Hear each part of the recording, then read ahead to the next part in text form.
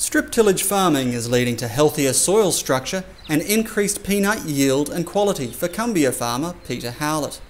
After first observing strip tillage 8 years ago, Mr. Howlett became convinced the farming approach would lead to prosperity for his business. With the systems now in place, he's expecting 2.5 tonnes a hectare on dry land and more than double that yield from his irrigated peanut crops. We started farming here 8 years ago. We started from scratch, so we had no conventional machinery at all.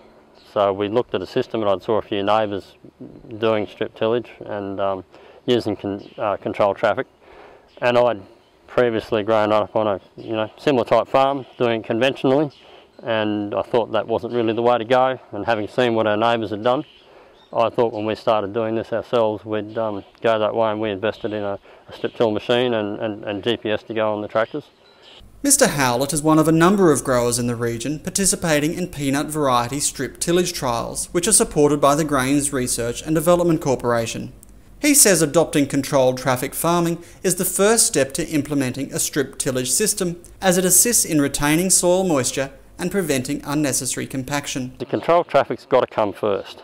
If you haven't got controlled traffic, a strip tillage system, the system can't work, because the idea being that we only till up the strip that we're growing on. BGA Agri Services Senior Agronomist Ian Crosswaite is overseeing the trials through his role with the GRDC's Grower Solutions Group.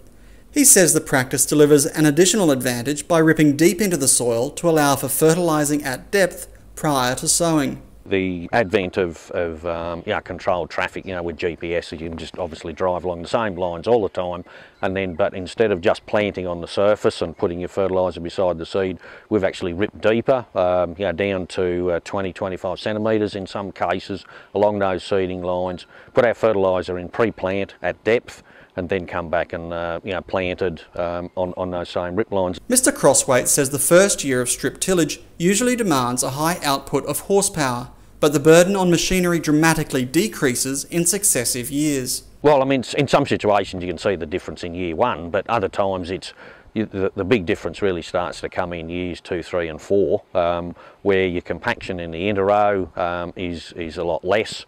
The first year it's always high on horsepower, but the subsequent years, because you've already tilled along that zone, the horsepower requirement basically drops off dramatically. As part of the trials, Mr. Howlett has been growing 8 different peanut varieties, including 2 new lines.